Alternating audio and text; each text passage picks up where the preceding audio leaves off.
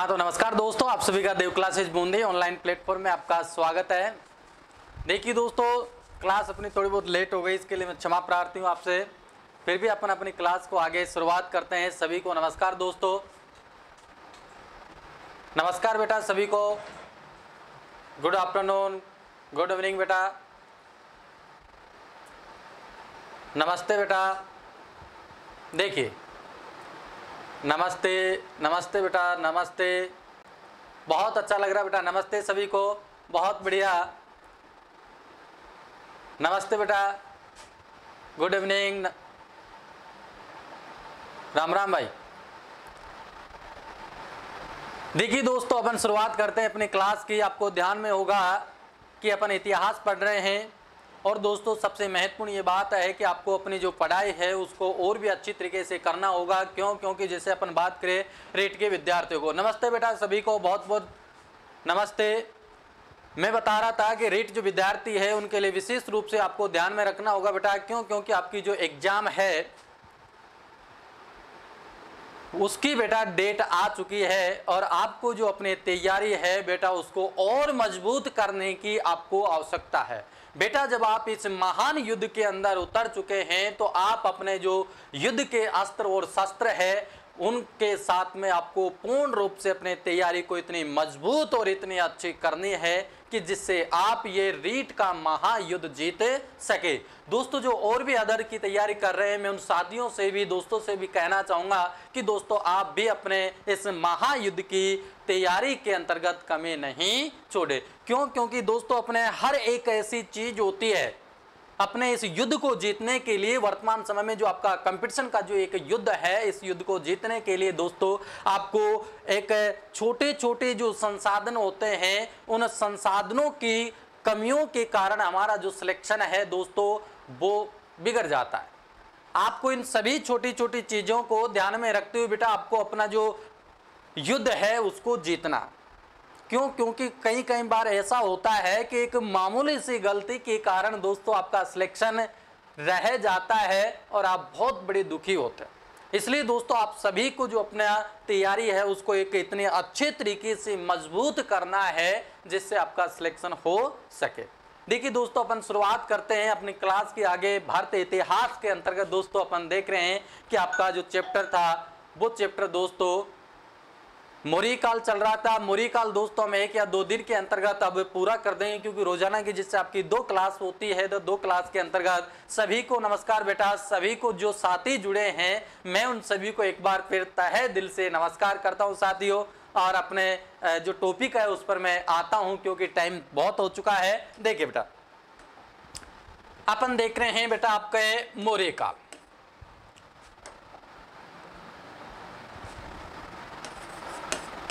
बेटा मौर्य काल या आपका मौर्य वंश, इसके अंतर्गत भी बेटा अपन पढ़ रहे थे सम्राट अशोक। ध्यान देना बेटा, क्या पढ़ रहे थे? सम्राट अशोक। यानी कि भारतीय इतिहास में जो सबसे महान राजा हुआ, जो शासक हुआ, उसके बारे में आप अपन अध्ययन कर रहे हैं। और इसके बारे में मैंने बेटा पिछली कक्षा के अंतर्गत आपको बताया था कि इसका जो सामान्य परिचय है उसके बारे में अपन ने इसके अध्ययन कर लिया था। जब इसके बारे में अपन ने सामान्य जो परिचय था दोस्तों आपका उसके बारे में अपन ने देख लिया था, उससे आगे अपन चलते हैं। अपन ने देखा था कि सम्राट अशोक जो है वो आपका बिंदुसार का बेटा था, सबसे बड़ा बेटा इसका सुसीम था। उसके बाद में सम्राट अशोक था। सम्राट अशोक जब बिंदुसार का बेटा था तो ये व्यक्ति दोस्तों आपका मगध साम्राज्य के ऊपर अपना शासन इसने किया। देखिए दोस्तों मैंने आपको इसको कुछ इसके नाम बताए थे कि हमें किस लेख में या किस ग्रंथ में सम्राट अशोक के नाम हमें प्राप्त होते हैं। उसके बारे में दोस्तों अपन ने इसकी जानकारी पिछली क्लास के अंतर्गत ले ली थी। उसके बाद में दोस्तों अपन ने देखा था कि इसने कई उपाधियां धारण की थी। उन उपाधियों के बाद में दोस्तों मैंने आपको बताया था कि भारत में कौन सा ऐसा राजा है जिसने देवानाम प्रिय की उपाधि धारण की, प्रथम कौन सा था और किन किन राजाओं ने ये उपाधि आपकी धारण की। नहीं बेटा 2 ही क्लास लेते हैं सुबह और अभी जो टाइम है आपका इसमें। देखिए बेटा उसके बाद में अपन चलते हैं अपना जो टॉपिक आता है इसमें वो है बेटा आपका कलिंग का युद्ध। कौन सा? कि सम्राट अशोक के जीवन की जो सबसे महत्वपूर्ण जो घटना हुई थी वो घटना दोस्तों आपकी कौन सी है? कलिंग का युद्ध। कौन सी है बेटा? कलिंग का युद्ध। ये जो कलिंग का युद्ध है वो बेटा आपके कब लड़ा गया था? 261 ईसा पूर्व में। कब लड़ा गया था? 261 ईसा पूर्व। यानी कि महान सम्राट जो आपका था अशोक ने अपने जीवन काल में एकमात्र युद्ध लड़ा और वो युद्ध था आपका कलिंग। ये सम्राट अशोक का दोस्तों पहला और अंतिम युद्ध माना जाता है। यानी कि सम्राट अशोक ने अपने जीवन काल में एकमात्र युद्ध लड़ा। अपन उसको प्रथम भी कह सकते हैं और अंतिम भी हम इस युद्ध को कह सकते हैं। तो ध्यान में रखना कि सम्राट अशोक ने कलिंग का युद्ध लड़ा। समय है इसका आपका 261 ईसा पूर्व। देखिए किन किन के बीच में ये युद्ध हुआ दोस्तों आपका? देखिए मगध का राजा कौन था दोस्तों? मगध का राजा इस समय आपका सम्राट अशोक था। कौन? सम्राट अशोक वर्सेज कलिंग का राजा। देखिए बेटा कलिंग का राजा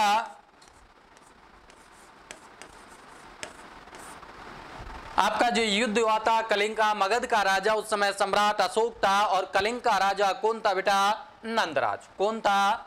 नंदराज।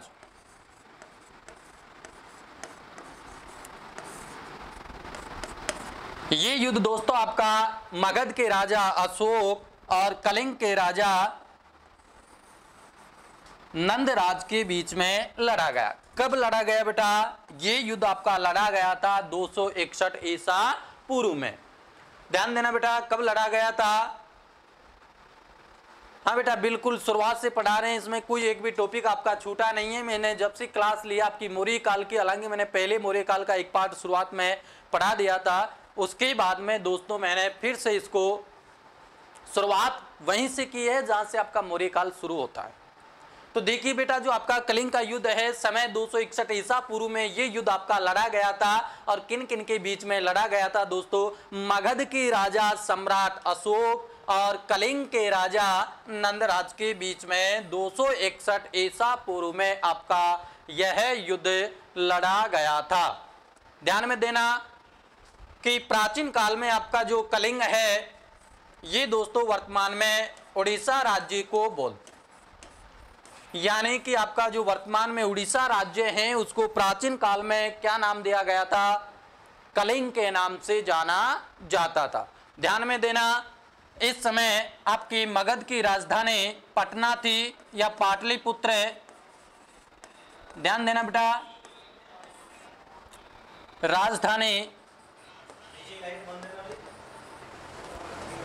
राजधानी पाटलिपुत्र और आपके इस कलिंग की राजधानी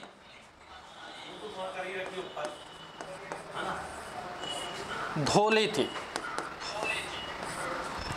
ये स्थिति थी आपकी प्राचीन काल के अंतर्गत जो आपका कलिंग का युद्ध हुआ सम्राट अशोक के बीच में और कलिंग के राजा नंदराज के बीच में ये महान युद्ध लड़ा गया था।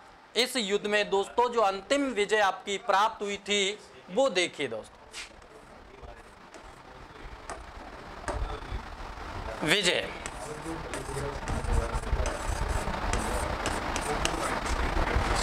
सम्राट अशोक की।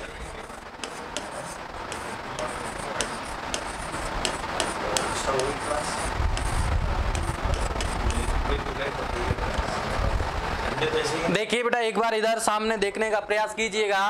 अपन देख रहे हैं मौर्य काल में भी सम्राट अशोक ने अपने जीवन का एकमात्र युद्ध लड़ा था और उस युद्ध का क्या नाम था दोस्तों? उस युद्ध का नाम था कलिंग का युद्ध। इस कलिंग का युद्ध का जो समय है वो दोस्तों इतिहासकार 261 ईसा पूर्व बताते हैं। कितना समय बताते हैं? 261 ईसा पूर्व। अब ये युद्ध किन किन के बीच में लड़ा गया था एक बार इधर देखने का प्रयास कीजिएगा। देखिए बेटा मगध के राजा थे सम्राट अशोक और आपके कलिंग के राजा थे कौन? नंदराज।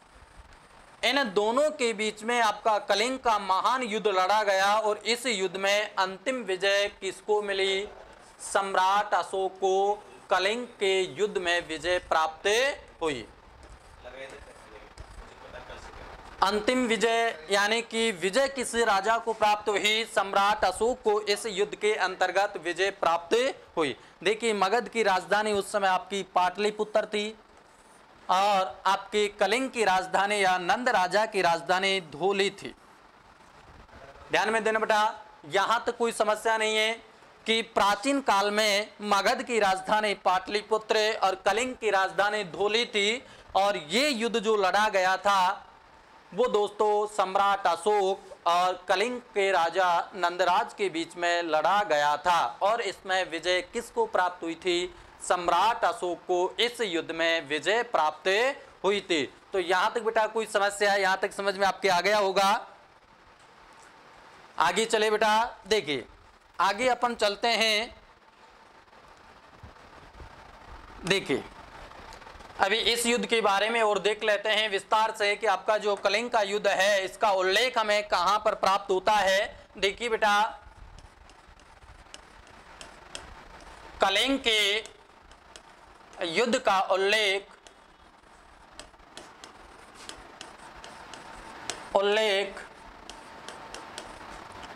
13वें शिलालेख में प्राप्त होता है। ध्यान देना बेटा कि सम्राट अशोक ने जो अपना शिलालेख लिखवाए शिलालेख में प्राप्त होता है। अभी बताता हूं बेटा। देखिए, हमें जो कलिंग के युद्ध का उल्लेख मिलता है वो बेटा 13वें शिलालेख के अंदर हमें इस युद्ध की जानकारी प्राप्त होती है। सम्राट अशोक ने 14 शिलालेख लिखवाए थे। उन 14 शिलालेखों में से 13वें जो शिलालेख था उस शिलालेख में किसकी जानकारी हमें प्राप्त होती है बेटा?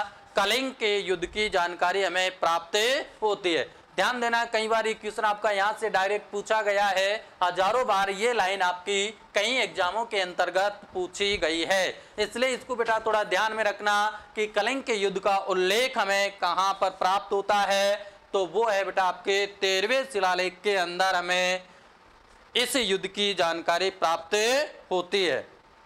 देखिए बेटा, सम्राट अशोक ने कलिंग के युद्ध के जीतने के बाद में अशोक ने युद्ध के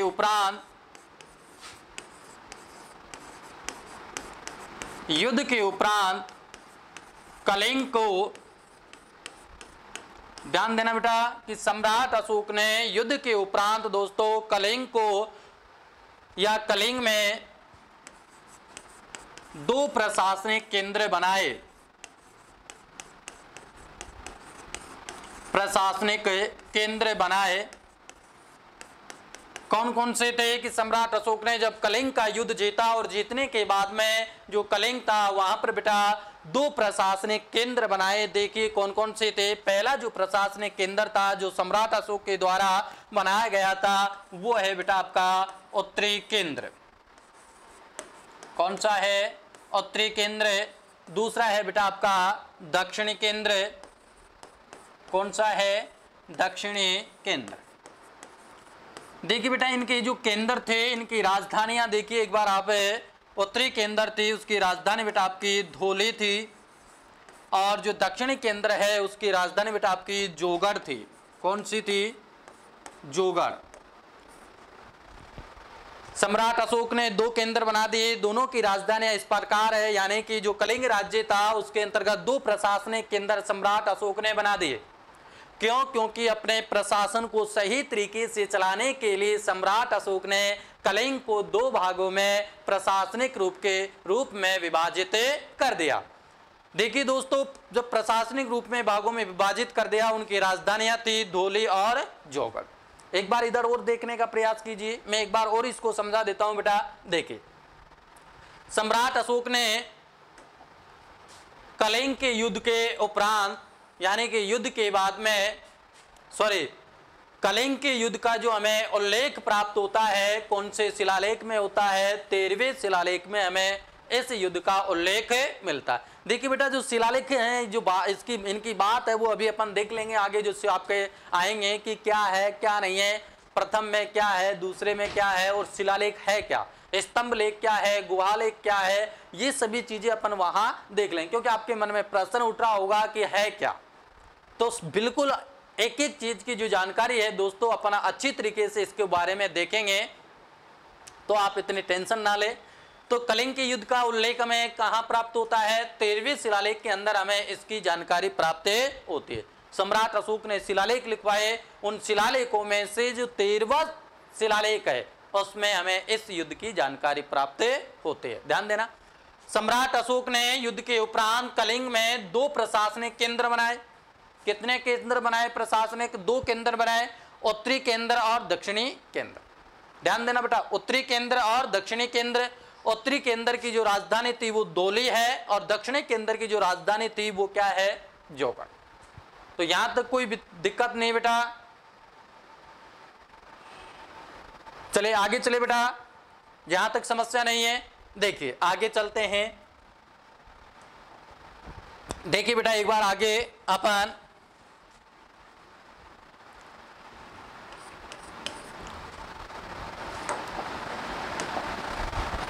हाथी गुफा अभिलेख है, हाथी गुफा अभिलेख उड़ीसा में है। हाथी गुफा अभिलेख में इस समय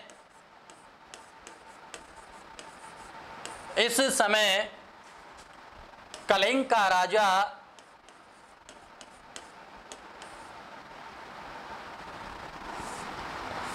इस समय कलिंग का राजा किसको बताया गया है, हाथी गुफा अभिलेख में बताया गया है या जानकारी मिलती है कि जब सम्राट अशोक मगध का राजा था उस समय आपके उड़ीसा में या कलिंग के अंतर्गत राजा कौन था, तो राजा था बेटा आपका नंदराज, जो अपन ने अभी देख लिया, लेकिन फिर भी अपन जानकारी के रूप में देखते हैं। क्यों? क्योंकि कई बार इस अभिलेख का नाम लेकर के आपका ये क्वेश्चन पूछा गया है कि हाथी गुफा अभिलेख में हमें सम्राट अशोक के समय या कलिंग के युद्ध के समय कलिंग का राजा कौन था, नंदराज था। तो ध्यान में रह जाएगा बेटा कि सम्राट अशोक के समय आपके कलिंग का राजा कौन था, नंदराज था। आगे देखिए, सम्राट अशोक और बौद्ध धर्म। सम्राट अशोक और बौद्ध धर्म, यहां तक तो दोस्तों सम्राट अशोक की जो सामान्य जानकारी थी वो यहां पूरी हो जाती है। और अब इसके बारे में जानकारी देखते हैं कि सम्राट अशोक ने बौद्ध धर्म के लिए क्या क्या काम किया, या बौद्ध धर्म ने सम्राट अशोक को क्या दिया, उनके बारे में अपने देखते हैं। देखिए बेटा, सम्राट अशोक और बौद्ध धर्म के बीच में बहुत महत्वपूर्ण संबंध है, बहुत अच्छे संबंध है, क्योंकि सम्राट अशोक ने बौद्ध धर्म अपनाने के बाद में ही दोस्तों उसने कल्याण करना, सेवा करना, सहयोग करना, परोपकार करना, जीव हत्या बंद करना, युद्ध का त्याग करना, ये सभी चीजें दोस्तों आपकी जो सम्राट अशोक थे उन्होंने बौद्ध धर्म अपनाने के बाद में इन चीजों को छोड़ दिया था बेटा। तो यहां तक कोई समस्या नहीं है। देखते हैं आगे चलते हैं। देखिए बेटा,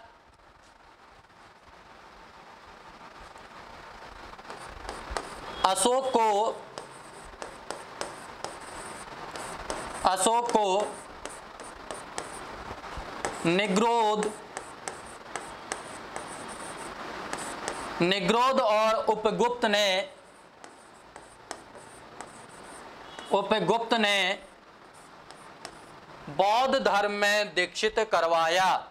ध्यान देना बेटा, बहुत महत्वपूर्ण है, यहां से आपका क्वेश्चन पूछा गया है। बौद्ध धर्म में दीक्षित करवाया।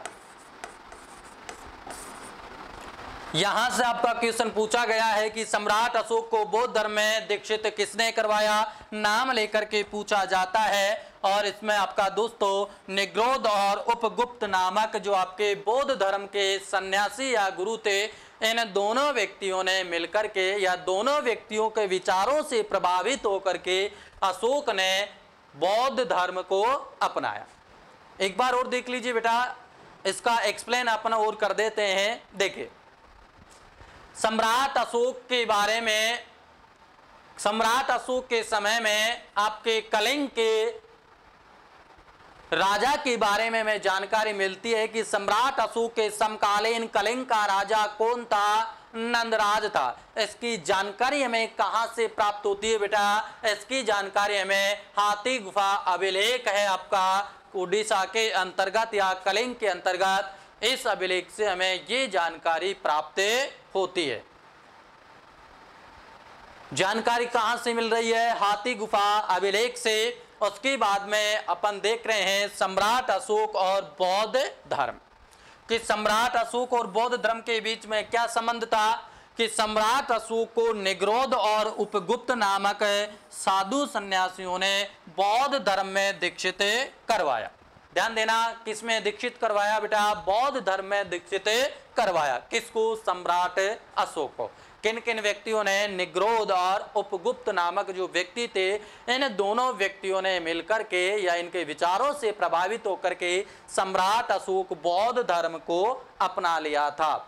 तो यहां तक कोई समस्या नहीं है। आगे चले बेटा, देखिए आगे चलते हैं।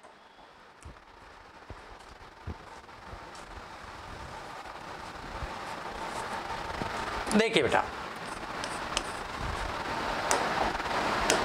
सम्राट अशोक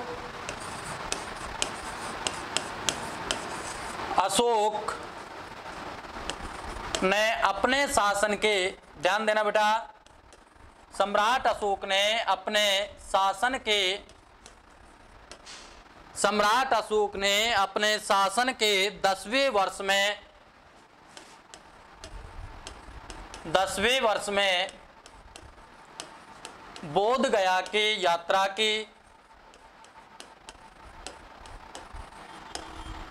बोध गया की यात्रा की।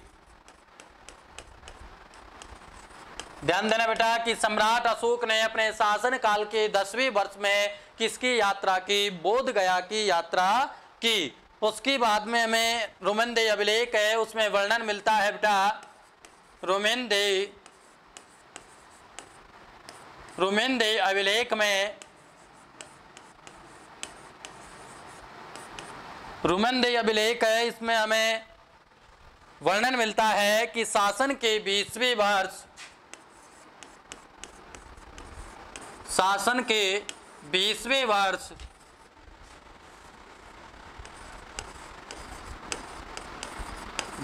वर्ष सम्राट अशोक किसकी यात्रा पर गया था बेटा, ज्यादा समय नहीं हुआ बेटा, अभी तो 20 मिनट हुई है, कोई दिक्कत नहीं है। देखिए, सम्राट अशोक ने अपने शासन के 20वें वर्ष में कहां की यात्रा की, 20वें वर्ष में लुम्ने नामक ग्राम की यात्रा की। किसकी यात्रा बेटा, लुम्ने नामक ग्राम की यात्रा की।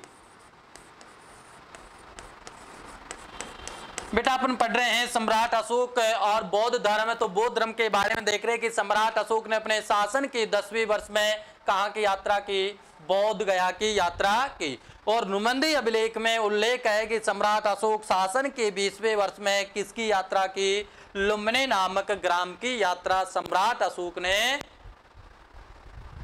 यात्रा की। उसके बाद में देखिए बेटा, और यहां पर जब रोमनदेही अभिलेख में हमें उल्लेख मिलता है कि 20वें वर्ष में लुम्ने नामक ग्राम की यात्रा की, तो यहां की यात्रा की उस समय देखिए दोस्तों, अशोक ने लुम्ने ग्राम में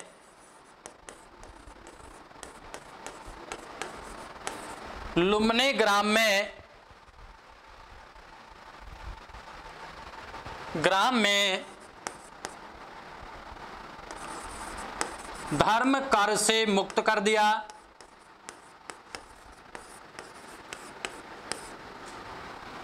धर्म कर से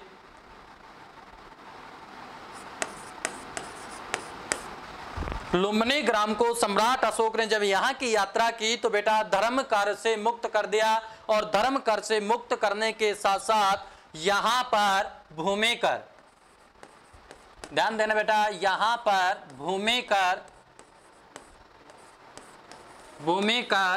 1/6 कर दिया। ये महत्वपूर्ण बात बेटा, सॉरी 1/8 है बेटा, 1/8।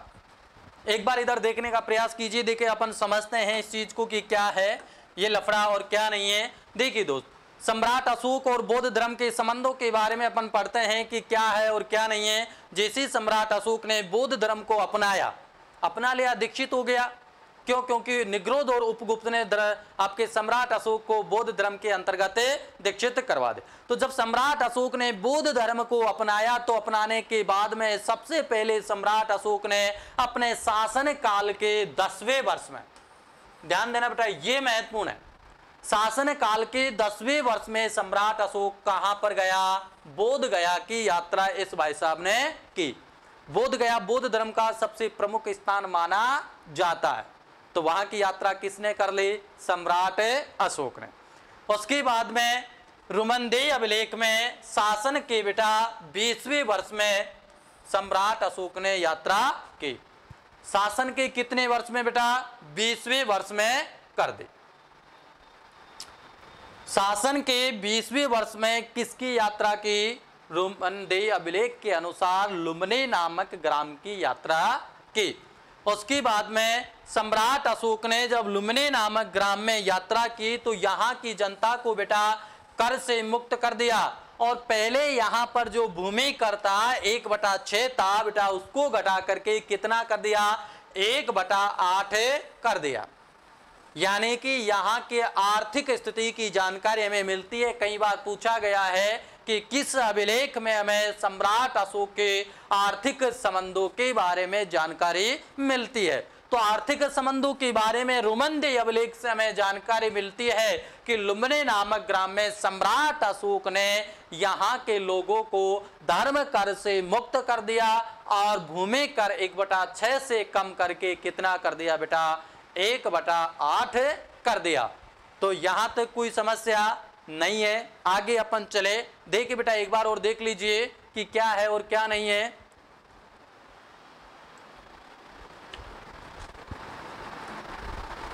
चले बेटा आगे देखिए, आगे अपन देखते हैं। और बेटा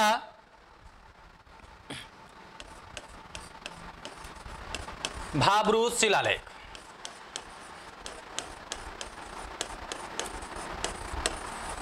देखिए बेटा कि भाब्रू शिलालेख सम्राट अशोक के बारे में, बौद्ध धर्म के बारे में क्या कहता है उसके बारे में अपन देख लेते हैं कि भाब्रू शिलालेख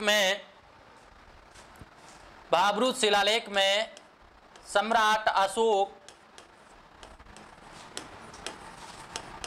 भाब्रू शिलालेख में सम्राट अशोक बौद्ध धर्म के प्रति अपनी निष्ठा व्यक्त करता है, और बौद्ध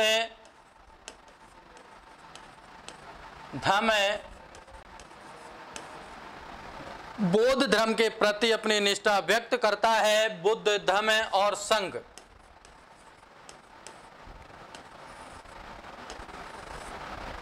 के प्रति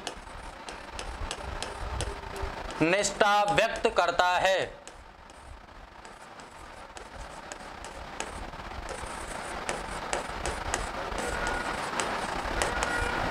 बहुत महत्वपूर्ण है। राजस्थान की आप तैयारी कर रहे हैं, राजस्थान में रह करके, तो दोस्तों ये क्वेश्चन आपका सबसे महत्वपूर्ण है। सबसे ज्यादा बार जो पूछा जाने वाला जो एग्जाम में क्वेश्चन है, आपकी जो लाइन है वो बेटा यही है कि भाब्रू शिलालेख की किसकी रचना है? सम्राट अशोक के द्वारा ये शिलालेख लिखवाया गया था, जो आपके राजस्थान के जयपुर जिले के विराटनगर नामक स्थान पर यह शिलालेख हमें मिला। उसका नाम भाब्रू शिलालेख है। और भाब्रू शिलालेख सम्राट अशोक के बौद्ध धर्म के संबंधों के बारे में उल्लेख करता है।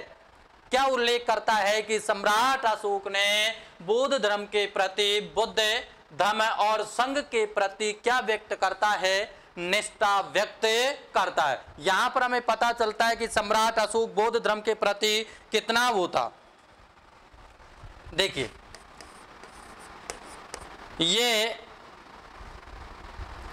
अभिलेख, ध्यान देना बेटा, बहुत महत्वपूर्ण बात है। ये अभिलेख अशोक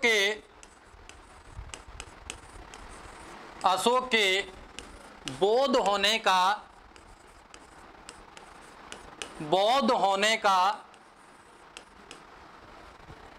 का सबसे बड़ा प्रमाण है। ध्यान देना बेटा, सबसे बड़ा प्रमाण है। क्यों? क्योंकि इस लेख में सम्राट अशोक ने बौद्ध धर्म के प्रति, बुद्ध धर्म और संघ के प्रति निष्ठा व्यक्त की है। इसलिए ये अभिलेख सम्राट अशोक को दोस्तों बौद्ध होने का सबसे बड़ा प्रमाण मानते हैं। यहां तक कोई समस्या नहीं है। आगे देखिए बेटा, आगे देखते हैं। मास्की अभिलेख में, मास्की शिलालेख में, मास्की शिलालेख में अशोक ने स्वयं को दोस्तों क्या कहा, बुद्ध शाक्य कहा। क्या कहा स्वयं को दोस्तों, बुद्ध शाक्य कहा। किस अभिलेख में? मास्की शिलालेख अभिलेख में बुद्ध शाक्य कहा। बुद्ध शाक्य या बुद्धोपासक एक ही बात है। बुद्ध शाक्य या बुद्ध उपासक अपने आप को सम्राट अशोक ने किस अभिलेख में बताया? मास्की अभिलेख में बताया। देखिए बेटा, एक बार इधर देखिए, इसको अपन देख लेते हैं, समझ लेते हैं कि क्या रामायण है या क्या नहीं है। देखिए बेटा, अपन देख रहे हैं सम्राट अशोक और बौद्ध धर्म के बारे में या उन दोनों के बीच के संबंधों के बारे में अपन चर्चा कर रहे हैं। और उन चर्चाओं के बीच में अपन देखते हैं कि सम्राट अशोक का एक अभिलेख अपने राजस्थान के विराट नगर में मिला है, जिसका नाम भाब्रू शिलालेख है। और भाब्रू शिलालेख में सम्राट अशोक स्वयं को बौद्ध धर्म और संघ के प्रति अपने निष्ठा व्यक्त करता है या बौद्ध धर्म में अपनी निष्ठा बताता है। किस अभिलेख के अनुसार? भाब्रू शिलालेख के अनुसार। ये अभिलेख सम्राट अशोक के बौद्ध होने का सबसे बड़ा प्रमाण माना जाता है। ध्यान देना, सबसे बड़ा प्रमाण की बौद्ध होने का कौन सा अभिलेख करवाता है? भाब्रू शिलालेख करवाता है। ध्यान में रह जाएगा। मास्की अभिलेख या शिलालेख में सम्राट अशोक ने स्वयं को क्या कहा है? बुद्ध शाक्य या बुद्धो उपासक कहा गया है। क्या कहा गया है? बुद्ध शाक्य या बुद्धो उपासक। कौन से अभिलेख में? मास्की शिलालेख के अंतर्गत। तो ध्यान रखना, ये दोनों अभिलेख आपके लिए बहुत महत्वपूर्ण है। इसलिए आपको दोस्तों ध्यान में रखना होगा कि सम्राट अशोक के बारे में कौन सा अभिलेख क्या कहता है और कौन सा क्या कहता है। इसलिए दोस्तों आपको ध्यान में रखना होगा। अब आगे चले बेटा, यहां तक कोई समस्या नहीं है। चले देखिए बेटा, आगे अपन बात करते हैं सम्राट अशोक का धर्म। अशोक का धर्म,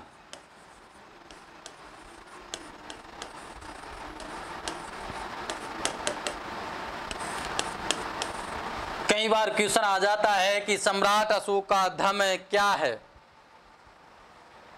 धर्म के बारे में देखिए बेटा, धर्म को ही सम्राट अशोक ने क्या बोला है? धर्म बोला है। क्या बोला है?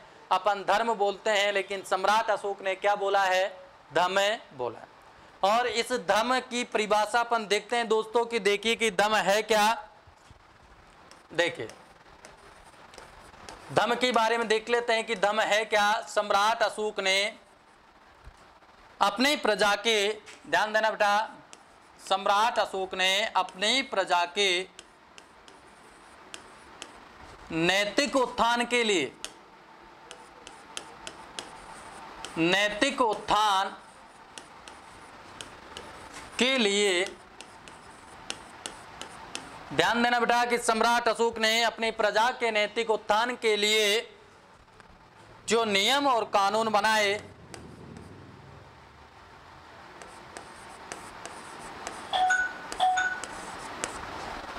जो नियम है वह कानून बनाए,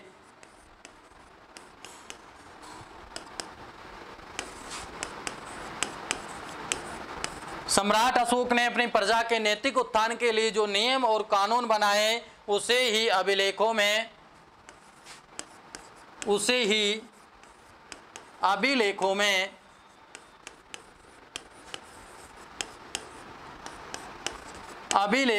क्या कहा गया है? धम कहा गया है। क्या कहा गया बेटा? धम कहा गया है।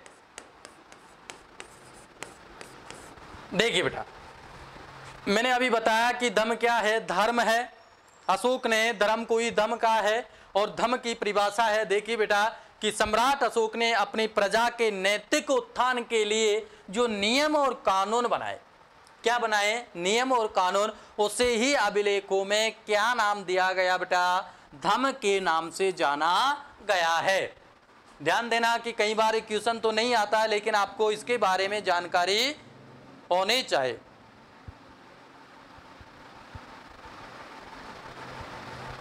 देखिए बेटा, सम्राट अशोक के दूसरे स्तंभ लेख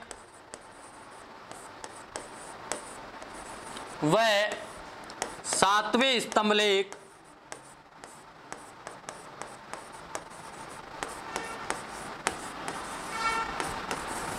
की जानकारी स्तंभ लेख में धम की जानकारी मिलती है। किसकी जानकारी मिल रही है बेटा? धम की जानकारी मिलती है या धम का वर्णन है। एक बार इधर देखिए बेटा, सामने देखने का प्रयास कीजिए। देखिए, अपन देख रहे हैं अशोक का धम। धम के अंदर अपन ने धम की परिभाषा देख लो बेटा कि सम्राट अशोक ने अपने प्रजा के लिए नैतिक उत्थान के लिए, अपने प्रजा के नैतिक उत्थान के लिए बेटा क्या बनाए? नियम और कानून बनाए। और यही नियम और कानून अभिलेखों में क्या कहलाए बेटा? धम के नाम से इनको जाना गया है। ध्यान देना बेटा, क्या कहा गया? इनको धम के नाम से इसको जाना गया है। यहां तक कोई समस्या नहीं है। देखिए, दूसरे स्तंभ लेख व 7वें स्तंभ लेख में बेटा देखना इधर कि दूसरे और 7वें स्तंभ लेख में किसका वर्णन मिलता है? धम का वर्णन मिलता है। क्योंकि कई बार क्वेश्चन आया है कि धम का उल्लेख कहां पर मिलता है, या धम की जानकारी कहां मिलती है, या धम का वर्णन कहां मिलता है। तो सम्राट अशोक के जो दूसरा स्तंभ लेख है उसमें और 7वें स्तंभ लेख में बेटा सम्राट अशोक के धम की जानकारी हमें प्राप्त होती है। ध्यान देना बेटा कि उल्लेख कहां मिल रहा है, जानकारी एक ही बात है, वर्णन एक ही बात है। तो आपको ध्यान रखना होगा कि सम्राट अशोक के दूसरे और 7वें स्तंभ लेख में हमें धम की जानकारी प्राप्त होती है। यहां तो कोई समस्या नहीं बेटा। आगे चलो, चले आगे। देखिए, आगे चलते हैं बेटा। देखिए, अब अपन देखते हैं धम कि है क्या धम, ये लफड़ा है क्या?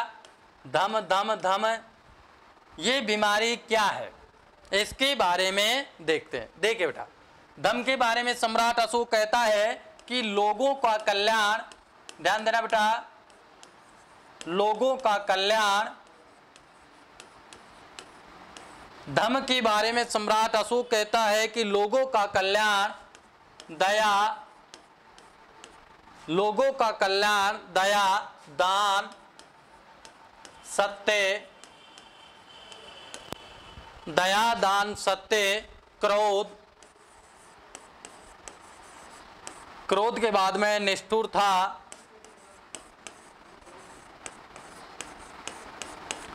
निष्ठुरता के साथ में घमंड, ईर्ष्या,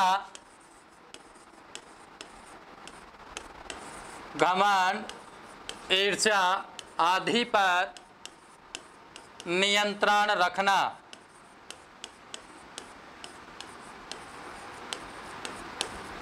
आदि पर नियंत्रण रखना। देखिए बेटा कि लोगों का कल्याण करना, दया, दान, सत्य, क्रोध, निष्ठुरता, घमंड, ईर्ष्या आदि पर नियंत्रण करना, प्राणियों को क्षति नहीं पहुंचाना। ध्यान देना बेटा, प्राणियों को क्षति नहीं पहुंचाना,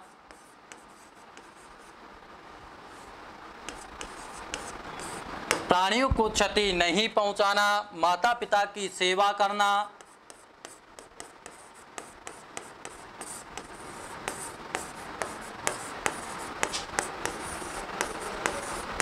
माता पिता की सेवा करना, वृद्धों की सेवा करना,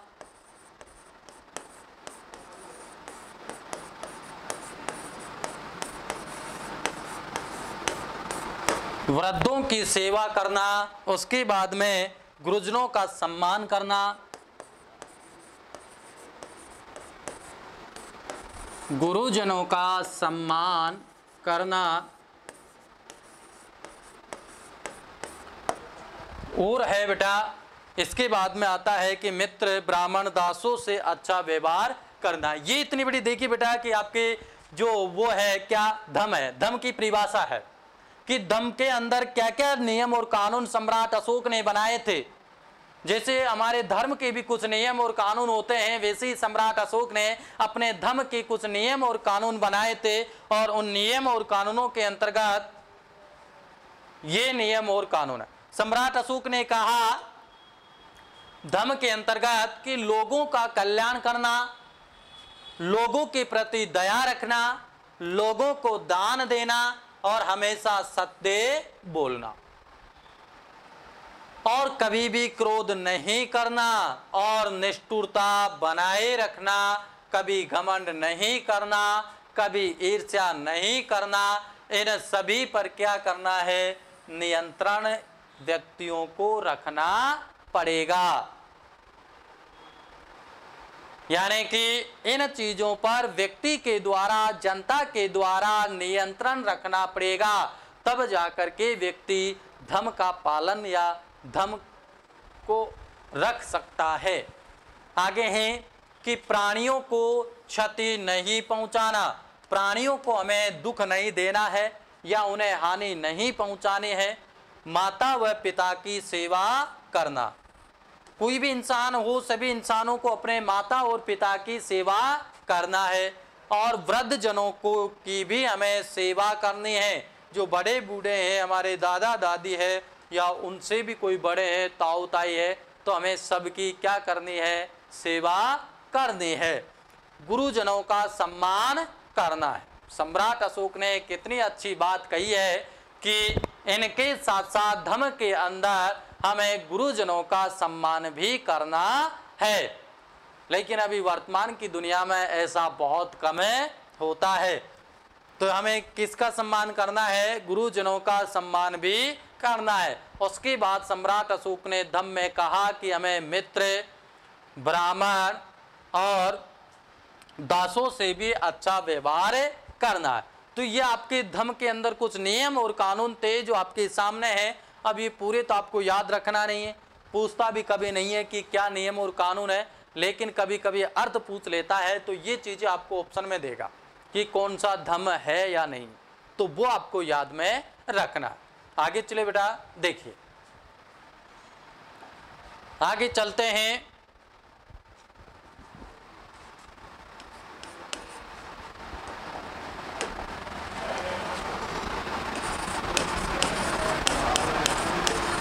सम्राट अशोक ने शासन के 13वें वर्ष में, शासन के 13वें वर्ष में, ध्यान देना बेटा कि सम्राट अशोक ने शासन के 13वें वर्ष में धम्म महामात्र की नियुक्ति की। धम्म महामात्र की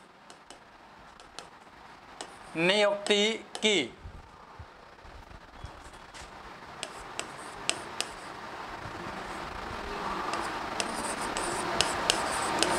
धम महामात्र की नियुक्ति की।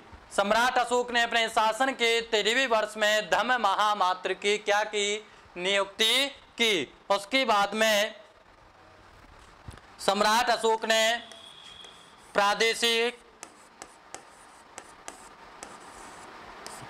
प्रादेशिक के साथ में राजुक के साथ में युक्तों,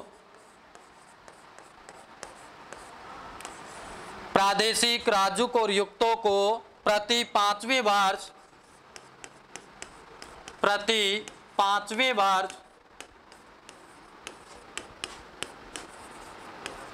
धम के प्रचार के लिए भेजा जाता था।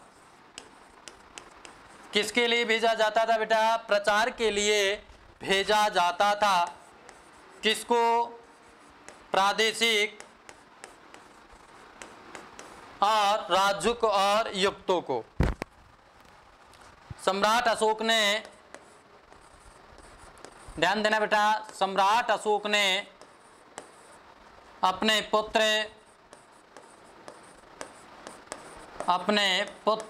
व पुत्री महेंद्र और संघमित्रा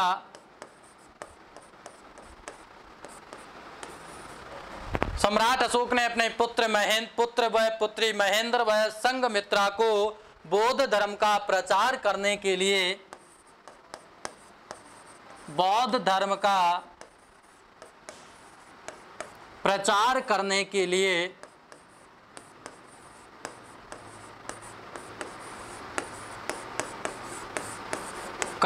लिए श्रीलंका भेजा।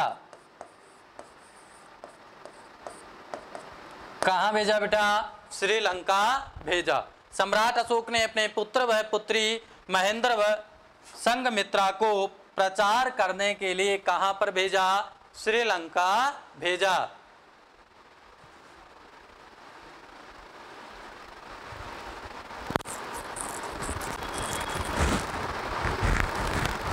देखिए बेटा, आगे चलते हैं कि अशोक ने शासन काल के 13वें वर्ष में, ध्यान देना बेटा, कौन से वर्ष में? 13वें वर्ष में धम महामात्र की नियुक्ति की। कई बार एग्जाम में आता है बेटा कि धम महामात्र की नियुक्ति सम्राट अशोक ने कब की? शासन के 10वें वर्ष, शासन के 20वें वर्ष, शासन के 13वें वर्ष। तो ये आपको ध्यान में रखना होगा बेटा कि सम्राट अशोक ने अपने शासन काल के 13वें वर्ष में किसकी नियुक्ति की? धम महामात्र की नियुक्ति की। उसके बाद में सम्राट अशोक ने धम के लिए बेटा प्रादेशिक व राजुक व युक्तों को प्रति 5वें वर्ष, ध्यान देना बेटा, कितने वर्ष? 5वें वर्ष में धम के प्रचार के लिए भेजा जाता था, क्षेत्र में भेजा जाता था। युक्तों, राजुक और प्रादेशिक, इन तीनों अधिकारियों को सम्राट अशोक ने प्रत्येक 5 वर्ष में धम का प्रचार करने के लिए अपने साम्राज्य के क्षेत्र में भेजा जाता था। ध्यान रह जाएगा, भूल नहीं सकते ना। देखिए, सम्राट अशोक ने अपने पुत्र महेंद्र व पुत्री संघमित्रा को बौद्ध धर्म का प्रचार करने के लिए कहां पर भेजा? श्रीलंका भेजा। ध्यान रखना, कई बार क्वेश्चन आया है और आपको याद भी आपको रखना है, ध्यान भी आपको होगा कि सम्राट अशोक ने बौद्ध धर्म का प्रचार करने के लिए अपने बेटे व बेटी को कहां पर भेजा था? श्रीलंका के अंदर भेजा था। बेटे का नाम महेंद्र था, बेटी का नाम संघमित्रा था। तो यहां तक कोई समस्या नहीं है बेटा। चले आगे, देखिए आगे चलते हैं बेटा कि आगे क्या है। देखिए, सम्राट अशोक का परिवार, इसके बारे में भी देख लेते हैं। अशोक का परिवार,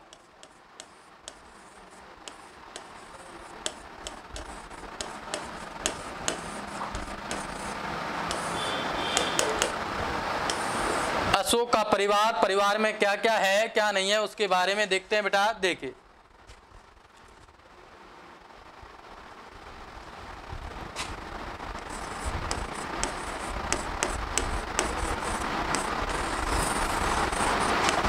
प्रधान रानी।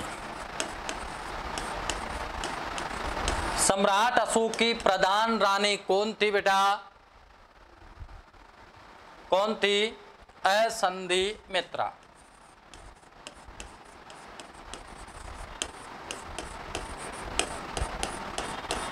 कौन थी सम्राट अशोक की प्रधान रानी? असंधिमित्रा। ध्यान रखना। उसके बाद में दूसरी रानी है सम्राट अशोक की, जो दूसरी रानी है जिनका हमें नाम प्राप्त होता है बेटा, वही है, रानियां तो बहुत होगी। सम्राट अशोक की जो दूसरी रानी है वो है बेटा पद्मावती।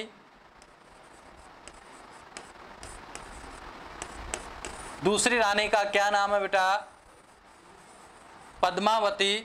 प्रधान रानी का नाम असंधिमित्रा, दूसरी का नाम पद्मावती, और इसके एक पुत्र हुआ, पुत्र का नाम है बेटा कुणाल। क्या नाम है? कुणाल। पद्मावती से एक पुत्र हुआ, पुत्र का क्या नाम है बेटा? कुणाल है। क्या नाम है बेटा? कुणाल। उसके बाद में अभिलेखों में एक रानी का और नाम मिलता है अभिलेखों में। अभिलेखों में उल्लेख। अभिलेखों में हमें एक रानी का नाम और उल्लेख मिलता है या मिलता है, उसका नाम है बेटा कारुवकी। क्या नाम है? कारुवकी। क्या नाम है बेटा इस रानी का? कारुवकी नाम की रानी हमें अभिलेखों में उल्लेख मिलता है। और इसके एक पुत्र था,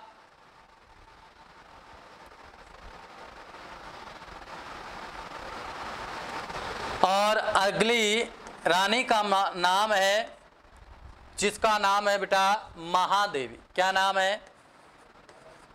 महादेवी।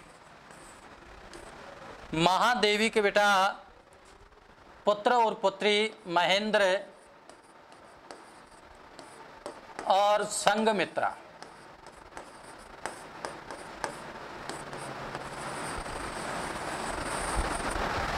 महेंद्र व संघमित्रा। महादेवी नाम की एक रानी और हमें अशोक की प्राप्त होती है, जिसके एक पुत्र और पुत्री थी महेंद्र और संघमित्रा। देखिए दोस्तों, हमें एक अभिलेखों में इसके एक पुत्र का नाम उल्लेखित है। देखिए अभिलेखों में उल्लेख। अभिलेखों में हमें इसके एक पुत्र का नाम हमें प्राप्त होता है, उसका नाम था बेटा तीवर। क्या नाम था? तीवर। तो ये ऐसा कुछ सम्राट अशोक का परिवार था बेटा। इसके पिता का नाम आप सब जानते हैं, बिंदुसार।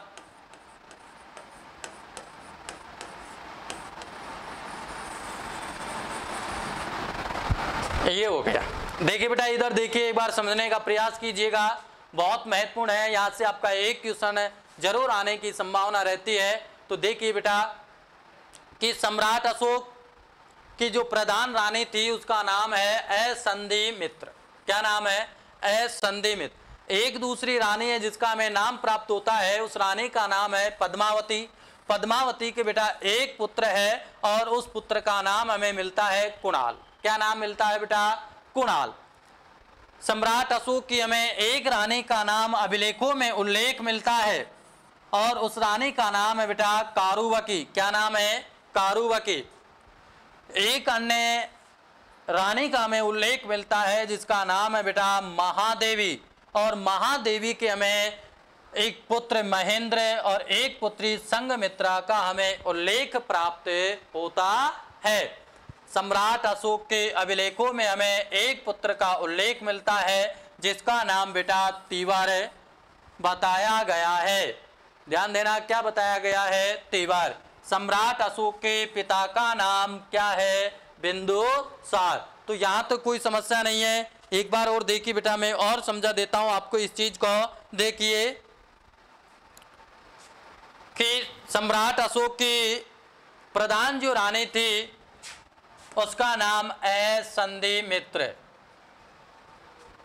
और इसकी दूसरी रानी का नाम है बेटा पद्मावती। क्या नाम है? पद्मावती। इस पद्मावती के एक पुत्र है जिसका नाम है कुणाल। क्या नाम है? कुणाल। अभिलेखों में हमें एक रानी का उल्लेख मिलता है, उस रानी का नाम है कारुवकी। क्या नाम है? कारुवकी। एक अन्य रानी का नाम भी हमें और उल्लेख में मिलता है, उसका नाम है क्या? महादेवी। क्या नाम है बेटा? महादेवी। महादेवी के पुत्र और पुत्री थी, पुत्र का नाम महेंद्र और पुत्री का नाम क्या है? संघमित्रा।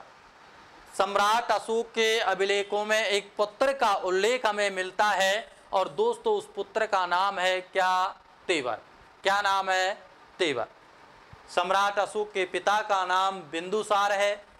तो दोस्तों ये कुछ सम्राट अशोक के परिवार के बारे में जानकारी थी कि सम्राट अशोक का परिवार कैसा, कौन कौन है, कौन कौन का उल्लेख है।